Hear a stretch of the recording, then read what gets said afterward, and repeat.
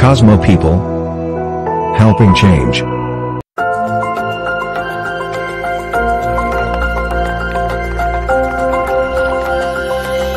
Celeb Rise, Talent Management and Grooming.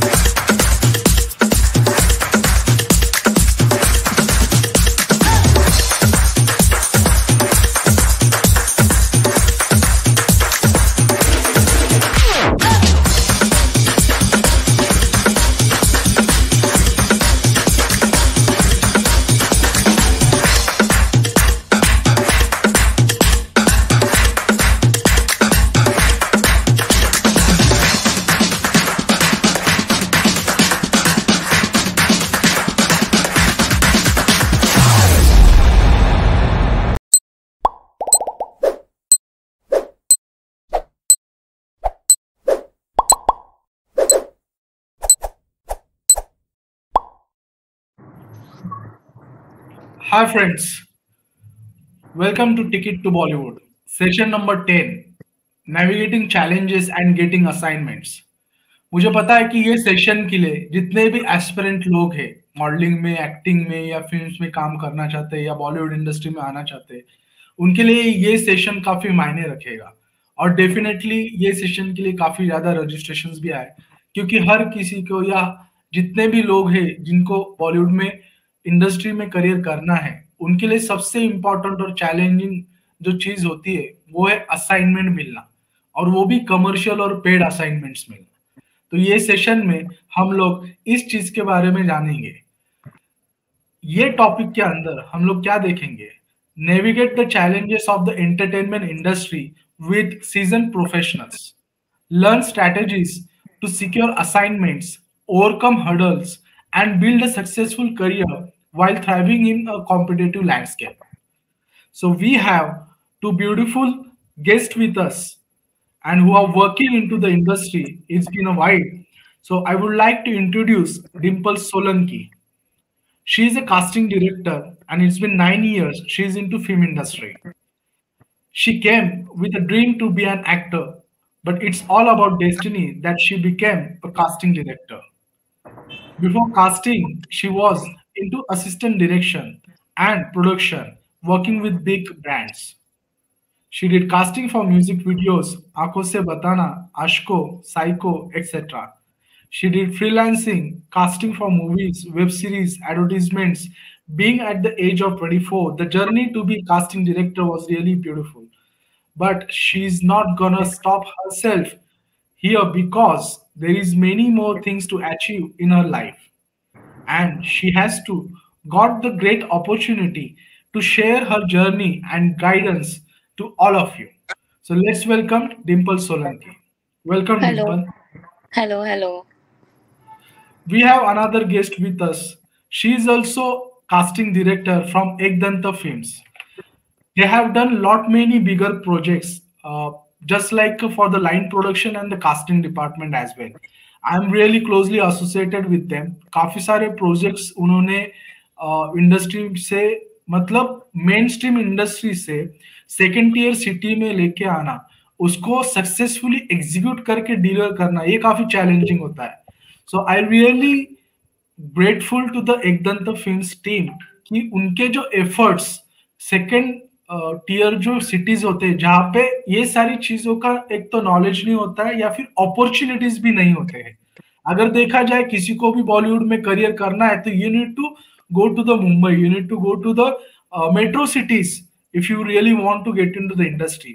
But the institution or the organization like Ekdanta Films, they are putting efforts to get the things done into tier 2 cities, tier 1 cities as well.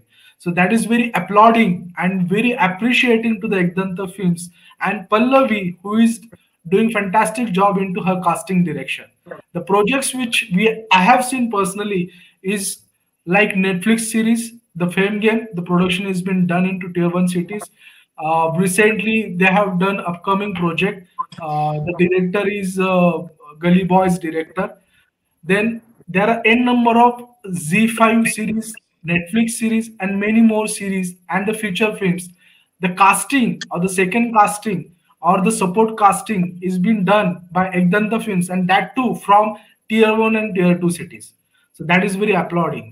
So I would love to welcome Pallavi to this session. Welcome Pallavi. Thank you रिमय।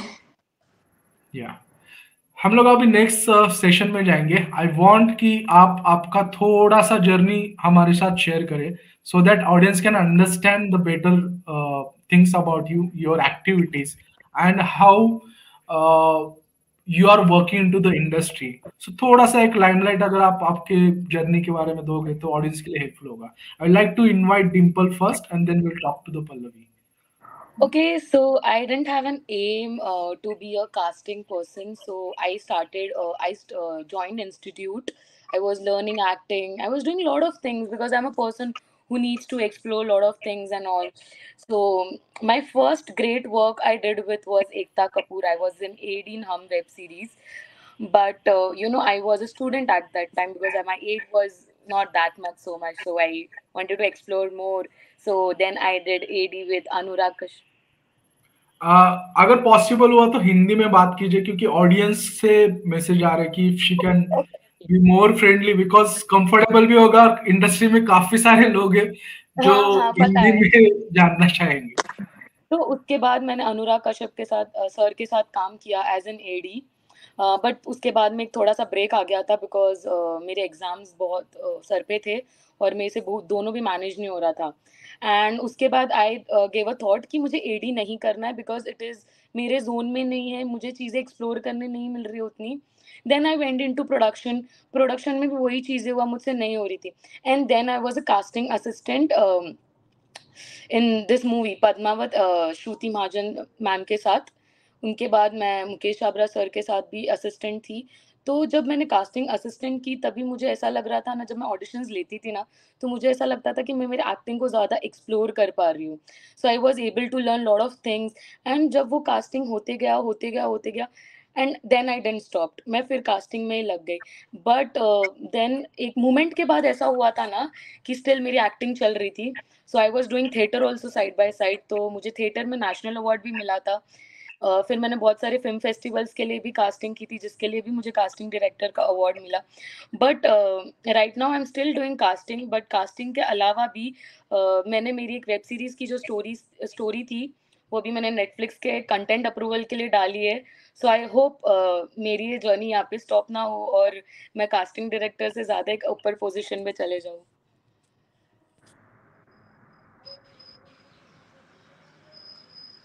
That's a short journey मेरा।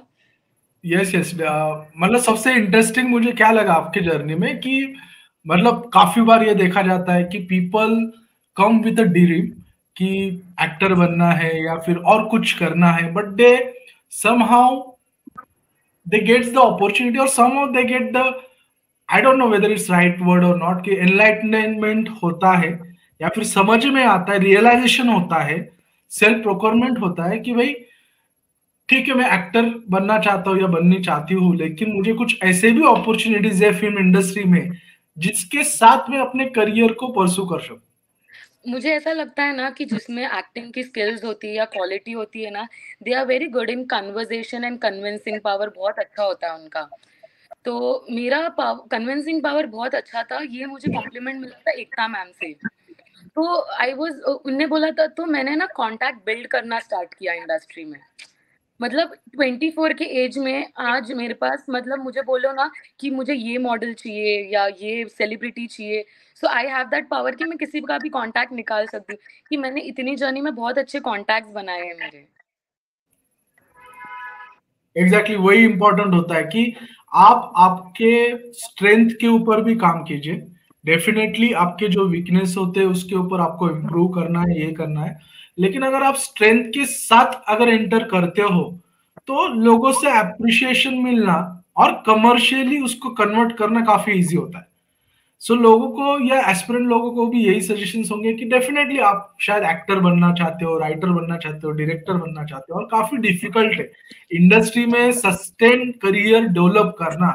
It is very difficult, and that too mainstream actors के लिए भी, कि जो side wise कुछ job कर रहे हैं, कुछ बिजनेस कर रहे हैं, and into acting that is the second profession as well, या फिर फर्स्ट प्रोफेशन एक्टिंग रख के बैकअप में बिजनेस या कोई और जॉब के अपॉर्चुनिटीज वो देखते हैं। सो इसीलिए अगर आप और 2-3 चीजें अगर करते हो फिल्म इंडस्ट्री में और वो आपका पैशन है, वो फील्ड, वो इंडस्ट्री आपसे रिलेट करती है, रिलेवेंट है, तो वो भी आपको काफी कुछ देके जाएगा जो आपको जिस सेगमेंट के लिए परस्यू करना करे उसके लिए हेल्प करेगा। तो thank you so much Dimple. मैं पल्लवी की तरफ आना चाहूंगा। पल्लवी, यही सवाल है कि आपका थोड़ा सा जर्नी एलैबोरेट कीजिए कि किस टाइप्स का जर्नी, कहाँ से चालू किया, कैसे चालू किया, किस टाइप्स के प्रोजेक्ट्स हुए आपके अभी तक, और अभी हाल फिलहाल करंट प्रोजेक्ट्स पे क्या चल रहा है। Over to you Pallavi.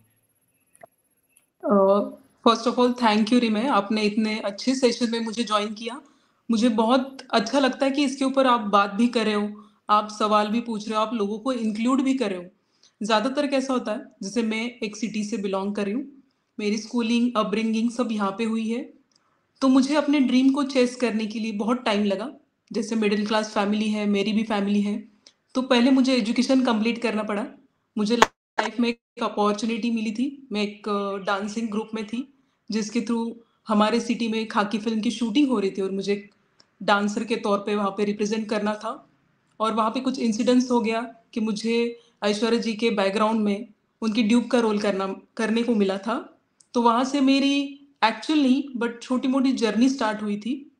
School के दौरान मैंने बहुत सारे प्रोजेक्ट्स किए थे, जैसे थिएटर हो गए, वन एक्ट प्ले हो गए, उसमें मुझे काफ़ी सारे अवार्ड्स मिले थे। तब मुझे अच्छा लगा कि यार एक्टिंग के साथ साथ हम लोग ये भी अपना एक पैंतरा अगर अप्लाई करें, इम्प्रूव करें अपने आप को एक्टर साबित करने के लिए, तो डेफिनेटली मैं इस फील्ड में करियर कर सकती हूँ। और फिर धीरे धीरे मैंने छोटी छोटी सीरियल्स में काम करना शुरू किया, एड फिल्म्स में काम करना शुरू किया, और ऐसी मेरी जर्नी शुरू हुई। लेकिन इसके साथ जिस बात के ऊपर हम लोग डिस्कशन कर रहे हैं वो है कास्टिंग। तो मुझे इस तरीके से मिली है कि जैसे एक प्रोजेक्ट चल रहा था नासिक में एक अच्छे न्यूज़ चैनल के लिए, तो उसके लिए कुछ कास्टिंग के लिए रिक्वायरमेंट थी। जो हमारे कोई प्रोजेक्ट के हेड थे उनको वो बात समझ में नहीं आ रही थी। तो एक एक्टर होने के साथ साथ आपको पता है कि बैक स्टेज में क्या क्या होता है, क्या क्या रिक्वायरमेंट होती है, किन एस्पेक्ट्स के ऊपर अपना वो प्रोजेक्ट चलता रहता है। तो हम लोगों को ये बात समझने में ज़्यादा टाइम नहीं लगी कि उनकी रिक्वायरमेंट क्या है। तो मैंने डेफिनेटली उनको कहा कि मेरे पास ये सारी जो आप रिक्वायरमेंट बोल रहे हो वो है, अगर आपको चाहिए हो तो मैं उनका एक वेल प्रेजेंटेशन आपको दे सकती हूँ। उन्होंने मुझे कुछ वक्त दिया, तो मैंने अपने सिटी में जो भी मेरे अच्छे कलाकार थे, मेरे ग्रुप के कुछ लोग थे, उनको एकजुट करके उनके अच्छे फोटोग्राफ्स निकाले, उस कैरेक्टर के हिसाब से उनके छोटे छोटे वीडियोस बनाए और उनको प्रेजेंट किए। वो कैरेक्टर उनको इतने अच्छे लगे कि उन्होंने एक्चुअल स्क्रिप्ट में जो कैरेक्टर नहीं थे वो भी उसमें इन्वॉल्व किए, और वो एक छोटी सी एवी थी, उसमें ये सारे कैरेक्टर्स उन्होंने उस स्क्रिप्ट के अलावा भी दिखाया है जो आज भी उस एड में प्रेजेंट है। और इस तरीके से मेरी कास्टिंग की जर्नी शुरू हुई है। इसके अलावा अगर आप बात करेंगे रीसेंट प्रोजेक्ट चल रहा है, तो यस, अभी हमने टाइगर बेबी फिल्म्स के साथ, Tiger Baby and Excel Entertainment के साथ सुपरमैन ऑफ मालेगांव नाम की एक फिल्म अभी हाल ही में पिक्चराइज की है नासिक में, जिसकी तकरीबन कास्टिंग जो है सेकेंडरी टर्नरी वो हमारे एक छोटे शहर से भी हुई है, क्योंकि वहाँ पे ज़्यादातर एलिट कैरेक्टर्स की रिक्वायरमेंट थी नहीं। तो मुझे जैसे ही डायरेक्शन में से कॉल आया, एक कैरेक्टर की लिस्ट आई, उसके हिसाब से हमने कैरेक्टर ढूंढना शुरू किया। कैरेक्टर के ऊपर वर्कआउट करते वक्त रीमा कागदी मैम जो इस फिल्म की डायरेक्टर है, उन्होंने कहा था कि ये सब रियलिस्टिक लगने चाहिए और हर एक फेस लाइक वो कोई नॉर्मल एक्टर ना दिखे, वो एक कैरेक्टर दिखे, इस हिसाब से आप उसको ढूंढिए, चाहे वो नॉर्मल वर्कर ही क्यों ना हो, लेकिन हमें वो रियलिस्टिक लगना चाहिए। अब हमने हर छोटे मोटे जगहों में उनको ढूंढना शुरू किया कि अगर आप फेस वाइज अच्छे हो तो आपको एक छोटा सा कैरेक्टर प्ले करना है तो आप रेडी हो। तो उनमें लोगों ने तो हाँ करना शुरू किया, लेकिन उनमें से वो एक्ट पोर्शन निकालना वो भी बहुत ज़रूरी था, उसके लिए काफ़ी समय लगा। लेकिन जैसे हमारी डायरेक्शन टीम एक्सपेक्ट कर रही थी उस हिसाब से हमने उनके इंट्रोडक्शन हो, ऑडिशन हो, उनके प्रोफाइल्स हो, वो बनाना शुरू किया और हमने डायरेक्टर्स के साथ मीटिंग करते वक्त ये सब दिखाया, उनको ये पसंद आए। फिर उन लोगों से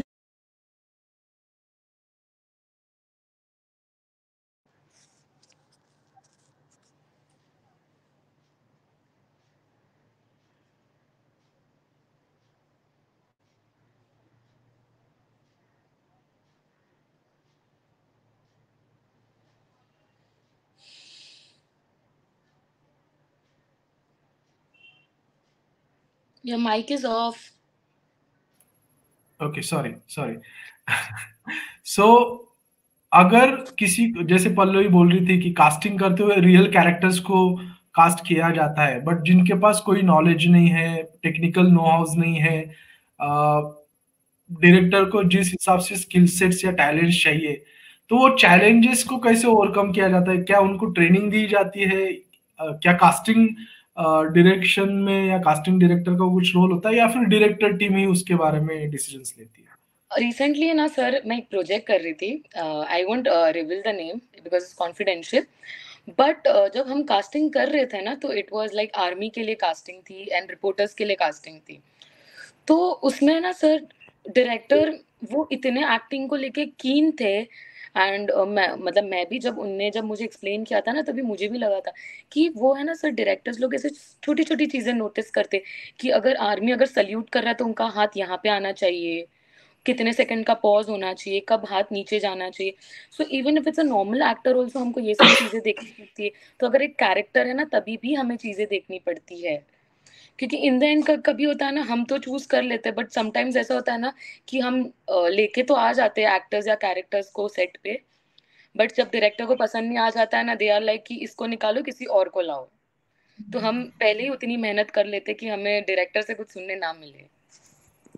एग्जैक्टली पल्लवी, वही बात चल रही थी कि जो आपने कैरेक्टर्स का कास्टिंग के बारे में बात की थी, तो काफी सारे चैलेंजेस डायरेक्शन टीम को या कास्टिंग डायरेक्शन टीम को आ सकती है, क्योंकि उनके पास स्किल सेट्स नहीं है, दे आर वेरी रॉ, और रियल मेन स्ट्रीम एक्टर्स नहीं है।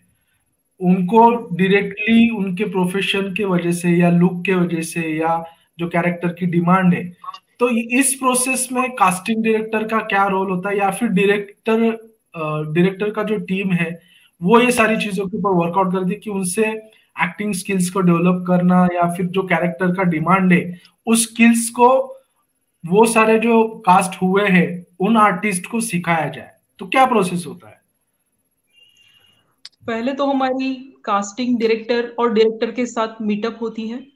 जैसे अभी आपको पता हो कोई सीन है वो करना है पर्टिकुलर, तो डायरेक्टर हमें कुछ रेफरेंस देता है कि जैसे मानो हमारे पास एक गली दिखानी है और उसमें एक फलाना चाचा दिखाने हैं, तो उनकी ये होनी चाहिए और उस हिसाब से उनका बैकग्राउंड ये होना चाहिए। तो आप देखिए कि मैक्सिमम ये फेसेस हमें मिले जो थोड़े रॉ हो, थोड़े रियलिस्टिक हो। अभी हमें ये फेसेस तो मिल जाते हैं, मल्टीपल ऑप्शंस उसमें होते हैं। अभी उनका होता है एक्चुअल बॉडी लैंग्वेज, जो उनको काम करना है उस फिल्म के लिए या पर्टिकुलर उस कैरेक्टर के लिए, क्या वो सही मायने में रेडी है उस हिसाब से करने के लिए। उनकी जो भी नेचुरल एक्टिविटी हो वो हम लोग एक मोबाइल में शूट करते हैं बेसिकली और अपने डायरेक्टर को दिखाते हैं। अगर वो एक्टिविटी या जो रिप्रेजेंटेशन है वो सही जा रहा है तो डायरेक्टर उसमें कुछ थोड़े बहुत चेंजेस बताते हैं, उसकी थोड़ी रिहर्सल करनी पड़ती है। तो ये जो रॉ कैरेक्टर्स होते हैं वो एक्चुअल अपने स्क्रिप्ट के कैरेक्टर के आसपास मेल जोल खाते हैं। उसके बाद आता है सवाल डायलॉग का। तो बहुत बार होता है कि ये नॉन एक्टर लोग या जो सिर्फ फेस के लिए हम लोगों ने सिलेक्ट किए हैं वो तो सही मायने में डायलॉग नहीं बोल पाते, तो हमें बीइंग एंड कास्टिंग डायरेक्टर उनको कुछ अलग पैंतरे दिखाने पड़ते हैं कि वो सही से अपना डायलॉग हो या सीन हो वो कर पाए। उसके लिए हाँ थोड़ी मेहनत तो जरूर लगती है, थोड़ा टाइम लगता है, लेकिन फिर भी वो लोग कर पाते हैं। डेफिनेटली, मतलब वो सारा काम, मतलब रॉ जो टैलेंट है या रॉ आर्टिस्ट है उसको डेवलप करने की जिम्मेदारी कहीं ना कहीं पे कास्टिंग डायरेक्टर की भी होती है और डायरेक्शन टीम की भी होती है। सो Yes. पीपल, आप सुन रहे हो, मतलब अभी ये भी हम लोग रिवील कर सकते हैं कि ऐसा नहीं है कि आपको एक्टिंग आ रही मतलब आप एक्टर बनोगे। अगर आपको एक्टिंग नहीं भी आ रही है और कास्ट होते हो तो आपको सिखाया जाएगा, ट्रेन किया जाएगा, और आप कैरेक्टर के रिक्वायरमेंट के हिसाब से आपको वो सारी चीजों के इनपुट्स दिए जाएंगे और आपसे काम करवाया जाएगा। और मैंने एक मतलब बचपन से कभी ऐसे भी स्टोरीज सुने हैं, काफी सारे दिग्गज जो है, बड़े बड़े एक्टर्स की, किसी बड़े डायरेक्टर ने या प्रोड्यूसर ने रास्ते पे चलते चलते देख लिया और पूछ लिया कि भाई तू मूवी करेगा मेरे साथ। तो आज आज के एरा में क्या आप ऐसा करते हो? डिम्पल, मैं जानना चाहूंगा आपसे। टू बी ऑनेस्ट, मैंने एक ही बार किया था ऐसा कुछ, क्योंकि मुझे ना एक कास्टिंग मिली थी, and you know that character, to get that character it was a task. मतलब मेरी टीम, हम सब, मेरे कलीग्स, हम सब लगे हुए थे कि यार ये कैरेक्टर कहीं से मिल जाए, ये कैरेक्टर कहीं से मिल जाए। And it it went 2 weeks 3 weeks, but हमें वो कैरेक्टर ही नहीं मिल रहा था। And one day me and my colleague was travelling in the local, and एक यू नो जो वो बेचने वाले आते हैं, कुछ ना कुछ चीजें बेचते रहते, and there was that guy, he was doing that, and suddenly हमारे दोनों के माइंड में ऐसा क्लिक हुआ, अरे हम 3 वीक से जो कैरेक्टर ढूंढ रहे थे ये तो वही है करके। And then I was like कि लेट्स डू वन थिंग, ये जहाँ पे स्टेशन पे उतर रहा है ना, हम भी वहाँ उतर जाते और हम इससे बात करते। तो हम लोग ने जब बात की ना, तब उसने हमने सामने से ही बोल दिया कि मुझे एक्टिंग का बहुत शौक है, ये वो। तो फिर we gave him the chance, हम लोग ने उसका नंबर लिया, उसे गाइड किया, थोड़ा सा एक्टिंग में इधर उधर था, बट स्टिल हम लोग ने उसको इम्प्रूव कर किया किया एंड देन उसको कैरेक्टर दे दिया। सो हाँ, once I did it. Exactly. Pallavi, what is about you? आपने कुछ किया था ऐसा? बहुत बार ऐसा हुआ है। अभी हमारे तरफ बहुत सारे प्रोजेक्ट उसी का रेफरेंस लेके आते हैं। लॉकडाउन में हमने जामतारा 1 का शूटिंग किया था, तो डेफिनेटली जामतारा 2 के कुछ सीन के लिए भी वो यहाँ पर ही आए थे। तो उनका रेफरेंस भी वही था कि आपने जामतारा 1 देखी है, वैसे ही कैरेक्टर्स हमें 2 में चाहिए। एक्चुअली टीम थोड़ी अलग हो गई थी, उनको पता नहीं था कि 1 के लिए भी हमने ही बहुत सारे कैरेक्टर्स की कास्टिंग की थी। तो हाँ, ये होता है। जैसे अभी सुपरमैन ऑफ मालेगांव नाम की एक फिल्म आ रही है, तो उसमें भी ऐसा है कि एक गली और एक मोहल्ला दिखा है, तो उसमें रियल वर्क करने के लिए कैरेक्टर्स चाहिए थे, जिसमें कोई साइकिल वेंडर वाला है, कोई अपने तरीके से बेचने वाला है, कोई सलून वाला है। तो रियल एक्टर्स जो है वो ये करने में हिचकिचा रहे थे, तो हमने बहुत सारी शॉप ऐसे ढूंढी जहाँ पे लोग एक्चुअल काम कर रहे हैं, फिर उनका वीडियो बना के इन एक्टर्स को दिखाया, लेकिन वो फिर भी उतना फाइन नहीं था जो ये रियल वर्कर्स कर रहे थे। तो जो जो चीजें हैं जो कैरेक्टर वाइज होनी चाहिए थी, तो हमने ये रियल लोगों को उठाया है, इनको थोड़ा ग्रूम किया है, और हाँ इनकी तरफ से थोड़ी बहुत अच्छी एक्टिंग भी हमने निकाली है। इस तरीके से वो कैरेक्टर धीरे धीरे डेवलप होते गए हैं। एग्जैक्टली, मतलब लोगों के लिए अपॉर्चुनिटीज हर जगह पे है। आप सही टाइम पे सही जगह पे सही लोगों के साथ अगर मिलोगे या फिर इंटरेक्ट होगे तो आपके लिए इंडस्ट्री के दरवाजे खुले रहेंगे हमेशा। और मैंने देखा है कि हाल फिलहाल वो थोड़ा hero kind of image, you know, bigger than the screen वाला इमेज, वो कहीं पे कम हुआ है, and the core content of the film making के ऊपर ज्यादा फोकस हुआ है, just because of the OTT series and the competitive market and the creative freedom given to the creative crew. तो ये काफी इंपॉर्टेंट हो चुका है। तो इसीलिए आर्टिस्ट को, मतलब एक्टर्स को स्पेसिफिकली काफी सारे अपॉर्चुनिटीज मिल रहे हैं कि इंपॉर्टेंट नहीं कि आपका हीरो वाला लुक हो या हीरो वाला बॉडी शेप हो। तो ये काफी एक ड्रास्टिक चेंज हमने अभी कुछ पिछले सालों में देखा है। So what is your thought about this? मतलब अभी करंट सिनेरियो में इस चीज को आप कैसे देखते हो? Dimple, will start with you. For me ना, पहले तो मेरे लिए सबसे बड़ा एक टास्क होता था, because I have done a lot of casting for music videos. So ये जो इन्फ्लुएंसर्स और जो अच्छे एक्टर्स होते हैं ना, इनके बीच में भी एक बहुत बड़ा कंपटीशन चलता होता है। और इवन भी हम अगर वेब सीरीज़ की भी कास्टिंग करते हैं ना, तो वेब सीरीज़ में बहुत लोगों को चांसेस मिलता है, जो बहुत अच्छे एक्टर्स हैं, तो उनको वहाँ पे बहुत अच्छे चांसेस मिलते हैं कि ऐसा नहीं है कि बहुत बल्क बॉडी चाहिए या इतना गुड लुकिंग होना चाहिए, दे नीड दिस फेस और दैट फेस। उनको ऐसा है ना कि नहीं, उनकी एक्टिंग अच्छी चाहिए। मैंने मोस्टली वेब सीरीज़ में देखा है, वो लोग मेन चीज़ हमेशा एक्टिंग देखते हैं। बाकी सब चीज़ों में मैंने देखा है ना कि इसके कितने फॉलोवर्स है, फॉलोवर्स के बेसिस पे किसी-किसी को काम मिलता है। बट वेब सीरीज़ एक ऐसी चीज़ है ना कि नहीं, वो लोग एक्टिंग देखते, वो लोग देखते कि हमारे कैरेक्टर में बैठ रहा है, तो नहीं, this person will only get casted, वो लोग फॉलोवर्स एंड ऑल नहीं देखते। बट स्टिल मुझे कहीं न कहीं लगता है ना कि ये जो इन्फ्लुएंसर्स और एक्टर्स के बीच का जो कॉम्पिटिशन है ना, वो कहीं न कहीं थोड़ा खत्म हो जाना चाहिए, बिकॉज़ उसके वजह से है ना, जो बहुत अच्छे एक्टर्स हैं, जो गुड लुकिंग भी है, बस जस्ट बिकॉज़ उनके फॉलोवर्स नहीं हैं, तो उनको काम नहीं मिल रहा। बिकॉज़ अभी there are some actors who are very beautiful, उनके फॉलोवर्स नहीं है, बट अगर उनको म्यूजिक वीडियो, मतलब कैसा होता है ना, कुछ कुछ मॉडल्स लोग को सिर्फ म्यूजिक वीडियो करना होता है, उनको एक्टिंग नहीं आती है, but just because of followers वो लोग वो भी नहीं कर पाते। जस्ट बिकॉज इन्फ्लुएंसर्स लोगों के पास बहुत अच्छा, हाँ आई नो इन्फ्लुएंसर्स लोग भी बहुत मेहनत करते हैं, बट एक जो एक्टर और मॉडल एक्सप्रेशन देता है, वो एक इन्फ्लुएंसर नहीं दे पाता है। क्योंकि हम जब म्यूजिक वीडियोस में इन्फ्लुएंसर्स को लाते हैं, तो एक टाइम के बाद we have to tell them कि हमें ये एक्सप्रेशन चाहिए या ये चाहिए, और वो लोग नहीं ला पाते हैं।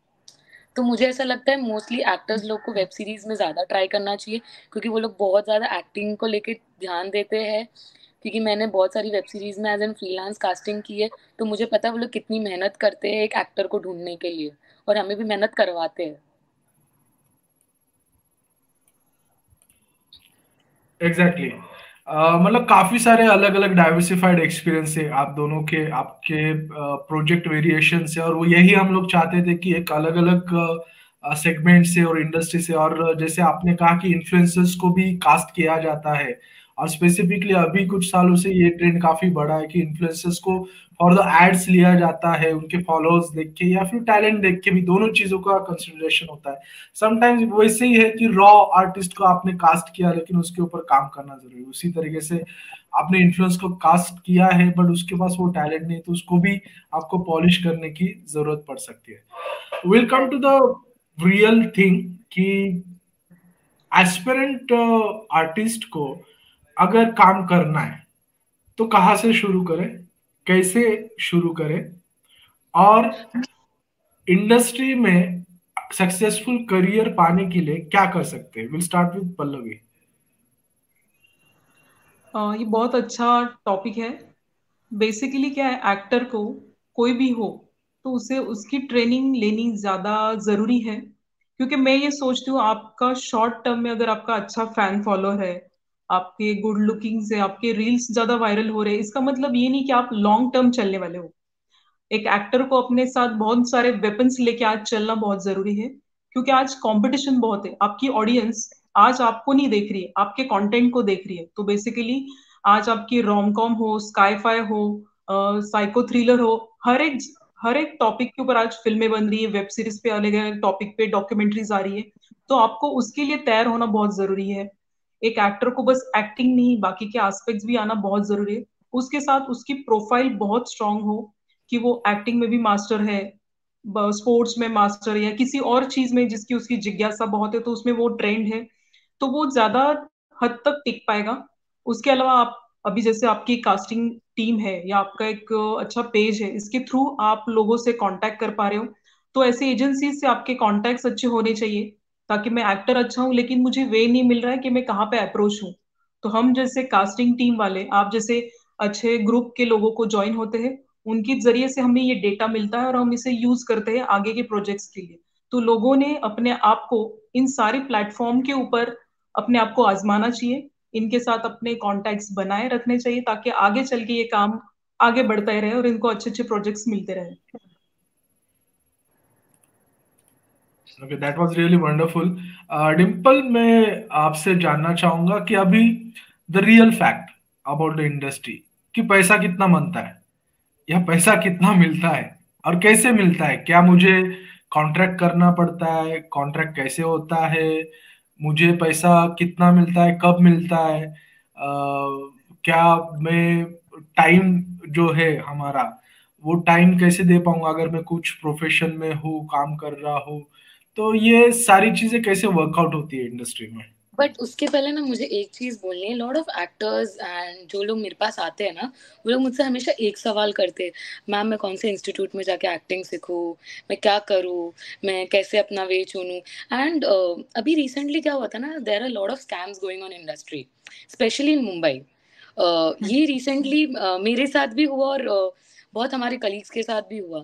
तो ये एक मैं सिर्फ एक बोलते हैं ना, हेल्प करना चाहती थी for few actors, specially for females, कि ये लोग बहुत ऐसे बड़े बड़े प्रोजेक्ट्स दिखाते थे, claim that there are very big casting directors, but ऐसा कुछ होता नहीं है। आपको पता होना चाहिए कौन जेन्युइन है कौन नहीं है, बिकॉज क्या होता है ना, इतने सारे स्कैम्स बैठे हुए इंडस्ट्री में कि आप कौन से रॉन्ग पाथ में चले जाओ और वो आपको कैसे मिसगाइड कर देना आपको पता भी नहीं चलेगा।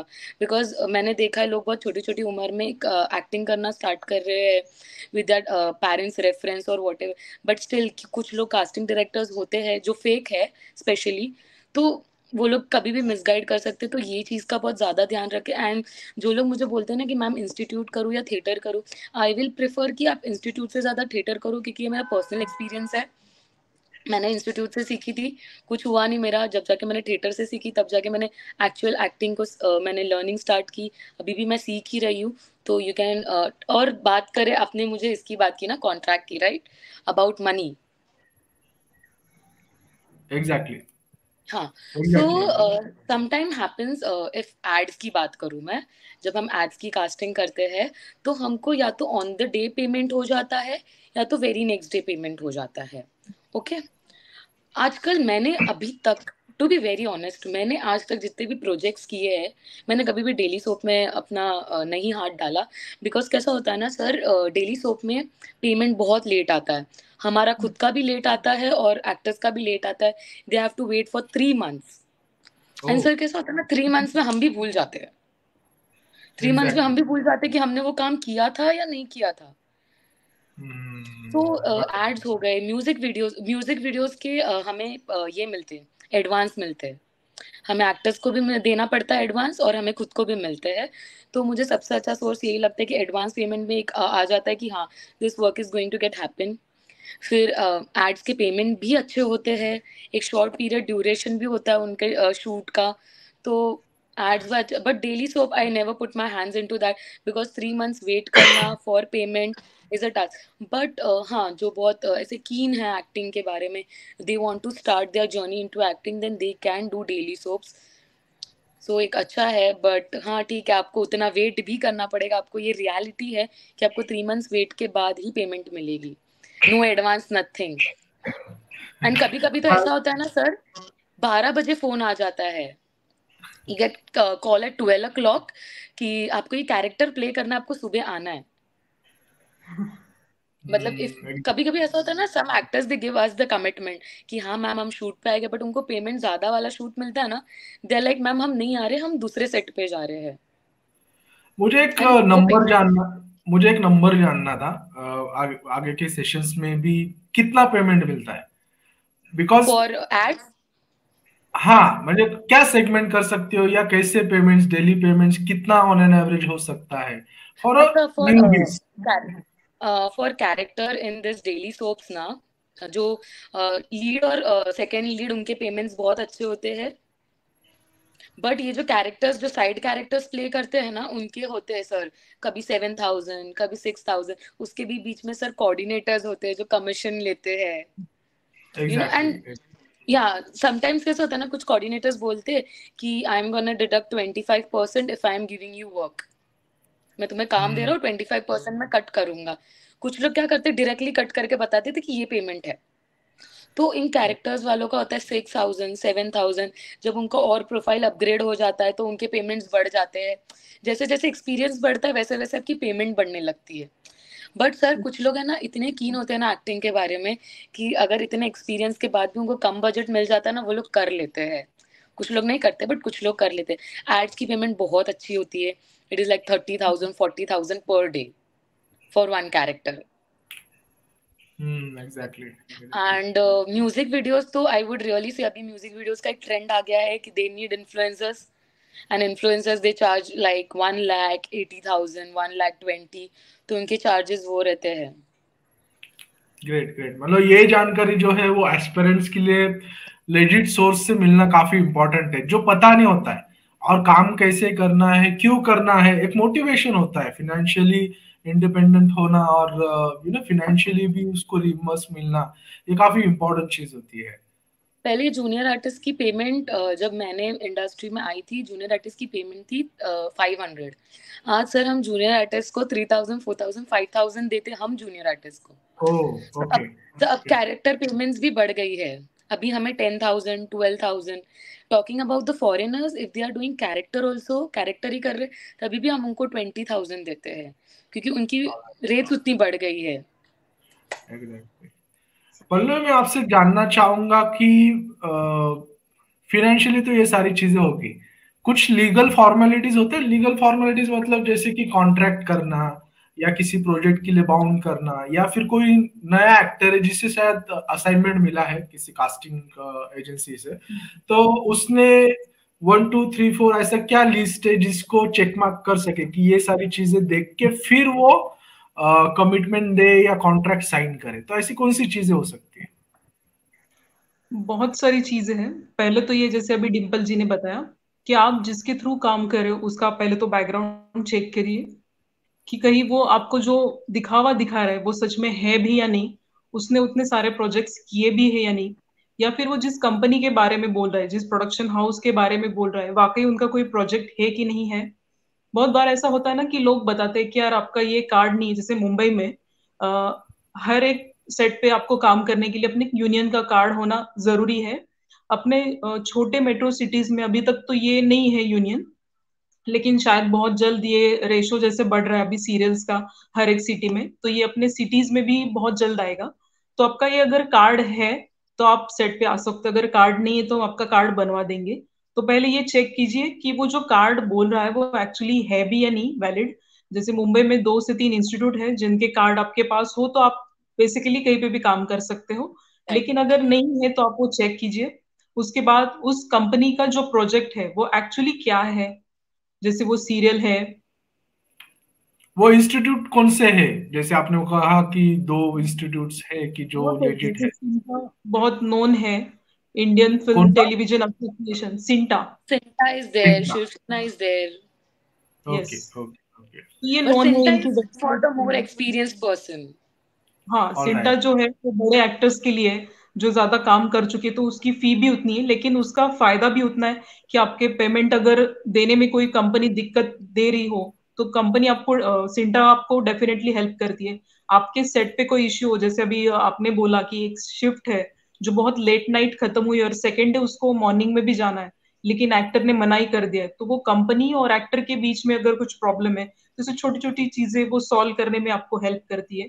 और भी बहुत सारे इश्यू जिसमें आपको ये कंपनियां हेल्प करती है। तो ये आपके पास ये चेक कर लो कि इनके कार्ड वैलिड है या नहीं, ताकि मैं इनको कार्ड बनाने के लिए पैसे दूं या अपने आप से बनवा लूं, जो कि इनके साइट पे दिए होते हैं, आप डायरेक्टली इनके कार्ड्स निकाल सकते हो। उसके बाद आता है आपके साथ जो इनका कैरेक्टर डिसाइड हुआ है, उस हिसाब से आपको कंपनी ने मेल किया है। मेल अगर किया होगा तो उसमें ये जरूरी लिखा है कि आपको कौन से डेट पे शूट है, तो आपका कितना रेवेन्यू, उसका अमाउंट कितना बनता है, और वो सब वाकई कंपनी वालों ने ही भेजा है, इसका एक प्रूफ आपके पास होता है, ताकि आगे चल के कंपनी ना बोले कि हमने आपके साथ ये तो डिसाइड ही नहीं किया था। तो जो मेन कैरेक्टर्स होते हैं तो उनके लिए ये कंपनी की तरफ से ऑफिशियल मेल, व्हाट्सएप हो या उनका कॉन्ट्रैक्ट हार्ड कॉपी हो, ये जरूर साइन किया ही जाता है। That's really wonderful. काफी सारी चीजें जो पता ही नहीं है, मतलब एस्पिरेंट्स के लिए भी काफी इंपॉर्टेंट रहेगा। सेशन काफी इंटरेस्टिंग चल रहा है, but I really want to apologise you, क्योंकि नेक्स्ट सेशंस भी है, और मतलब शर्मा जी आ रहे हैं, अक्षत शर्मा जो हड्डी फिल्म के डायरेक्टर है, जिनका अभी रिसेंटली रिलीज हुआ है, तो उनका नेक्स्ट सेशन है। सो मैं रियली दिल से आपसे क्षमा मांगना चाहूंगा, थोड़ा सा टाइम कम है, लेकिन मैं आपसे जुड़ने वाला हूँ फिर से। ये तो श्योर है कि we are going to have a longer kind of a session. ये तो कंप्लीट समिट हमने प्लान किया है, बट कुछ हम लोग एक्सक्लूसिव सेशंस भी करेंगे वीकेंड टू वीकेंड और समथिंग लाइक दैट, जहाँ पे हम लोगों का मोर टाइम होगा, लीडर होगा जहाँ पे हम लोग ये सारी चीजें कर सकते हैं। एक छोटा सा स्टेटमेंट जस्ट लाइक फॉर्मूला और गुरु मंत्र फॉर द एस्पिरेंट एक्टर, दोनों तरफ से। डिम्पल। फॉर मी नहीं, पहले पल्लवी जी बोलेगी फिर मैं बोलूंगी। ऐसा कुछ नहीं है, पॉजिटिव रहिए। आप जिस काम के लिए फोकस कर रहे हो वो तो आपको मिलेगा ही, उसके लिए आप ट्रैक मत चेंज कीजिए। और दूसरा, कॉस्मो पीपल जैसे ग्रुप से आप जुड़े रहिए, आगे की बहुत सारी जानकारी आपको मिलती ही रहेगी। Thank you Pallavi. Yes Dimple. Okay, for me मेरे साइड से मैं यही बोलूंगी, be positive, try to make अच्छे कॉन्टैक्ट्स बनाओ कास्टिंग डायरेक्टर्स के साथ, क्योंकि वो आपको बहुत अच्छे प्रोजेक्ट्स देंगे। और तीसरी चीज, जस्ट डोंट स्टिक, एक ही चीज में स्टिक मत रहो। जैसे मुझे भी मेरी लाइफ ने बहुत डेस्टिनी में अच्छी अच्छी चीजें दिखाई है, माइट भी आपको भी कहीं और लेके जाए। अभी आई एम ग्रो कर रही हूँ मैं पोजीशन वाइज, क्या पता आप एक्टर से ज्यादा, क्या पता प्रोड्यूसर बन जाओ, डायरेक्टर बन जाओ। और कुछ लोगों को ये भी बताना चाहूंगी कि लोगों को फिल्म एंड टेलीविजन का भी एक कोर्स है, अगर वो भी है मुंबई में, if they can try that, तो बहुत चीजें एक्सप्लोर करने के लिए भी मिल जाएगी। So thank you so much आप दोनों गेस्ट के लिए, आपने जो इनसाइट्स दिए। हम डेफिनेटली कांटेक्ट करेंगे आपसे, फिर से जुड़ेंगे, फिर से इंटरेस्टिंग टॉक करेंगे, सारी इंफॉर्मेशन लोगों तक पहुंचाएंगे, जिससे कि जो नेक्स्ट जनरेशन है वो काफी अच्छे आर्टिस्ट लेके आए। इंडस्ट्री को नेक्स्ट जनरेशन ऑफ स्टार्स की जरूरत है, और काफी अच्छा वो करियर बना सके। इसके लिए हम लोग डेफिनेटली हेल्पफुल रहेंगे सारे लोगों के लिए। So thank you so much both of you. Thank you. Cosmo People, helping change.